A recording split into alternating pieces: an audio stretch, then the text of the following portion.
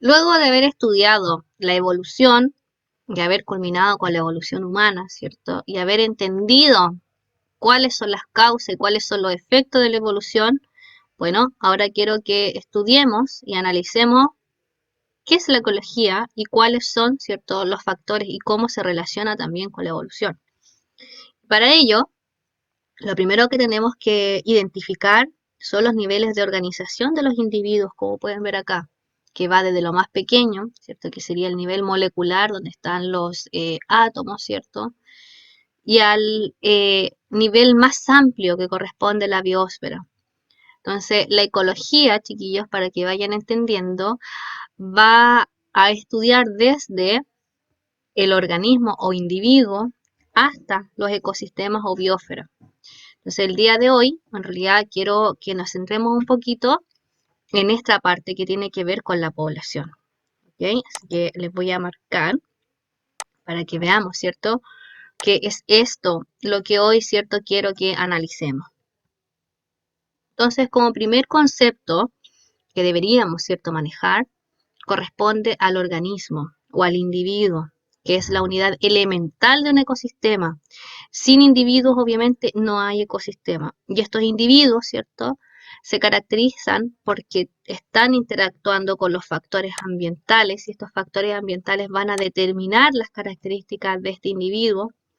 Además tenemos que entender que hay una herencia, que dentro de sus genes, ¿cierto?, dentro de su ADN está la necesidad de dejar descendencia. Los individuos, ¿cierto?, crecen y se reproducen para esto, y además va a haber una transmisión de energía y materia en, ¿cierto?, estos ecosistemas. Y estos ecosistemas, ¿cierto?, están relacionados con el medio físico, donde se va a desarrollar el individuo, y también las condiciones y los recursos que estén disponibles para él. Entonces, cuando hablamos de población, nos referimos a un conjunto de individuos de una misma especie que conviven en un lugar y en un tiempo determinado. Y acá podemos ver, ¿cierto?, cómo interactúan una población de pingüinos. Eso es súper importante. Las poblaciones hablamos de individuos de una misma especie.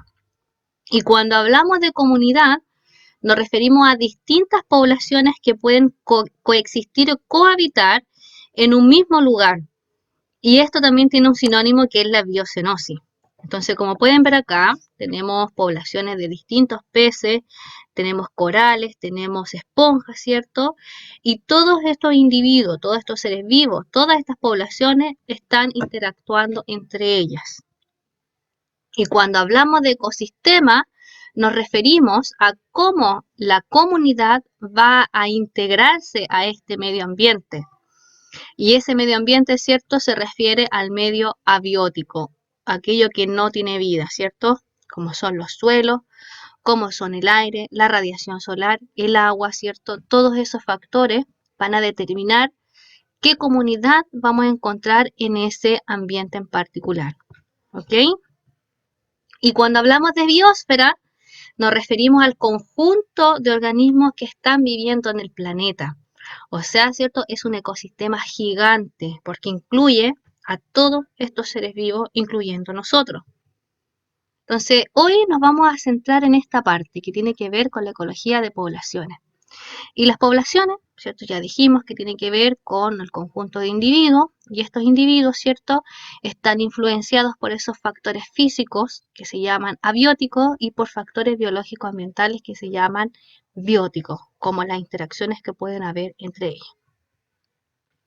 Entonces, las poblaciones tienen características estructurales y la primera de ellas corresponde a la abundancia, y la abundancia no es nada más ni nada menos que el número de individuos que va a tener una población.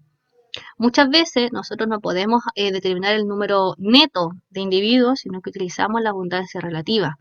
Seleccionamos un espacio muestreal y de ese espacio muestreal nosotros extrapolamos la información para determinar la abundancia total. Además, vamos a tener la densidad, que es el número de individuos por el espacio. Por lo tanto, puede ser superficie, volumen, ¿cierto?, en el caso de los ecosistemas acuáticos. Y por otro lado, también podemos estudiar las proporciones de edades. niños, adultos, ancianos, qué sé yo, y la proporción de sexo, cuántos hombres y cuántas mujeres pueden haber, ¿cierto?, en cada intervalo o proporción de edades. Eso es súper importante y toda esta información se traduce en esta pirámide que pueden ver acá. Esto es un gráfico de doble partida, ¿cierto? El eje 0, o sea, el punto 0, ¿cierto? Se encuentra justo en la mitad del gráfico. Por un lado ponemos los machos y por el otro la hembra. El color, ¿cierto? Da lo mismo, lo importante es que se contrasten el uno con el otro.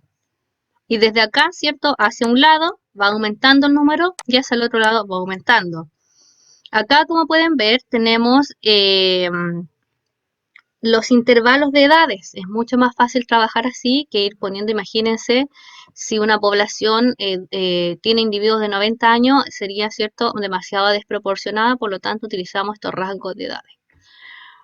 Y se van, ¿cierto?, agrupando de esta manera para generar esta pirámide, y la información que obtengamos de acá, nosotros la podemos interpretar en qué tan viable puede ser esta población. Y es lo que ustedes tienen que hacer en la guía complementaria, chiquillos.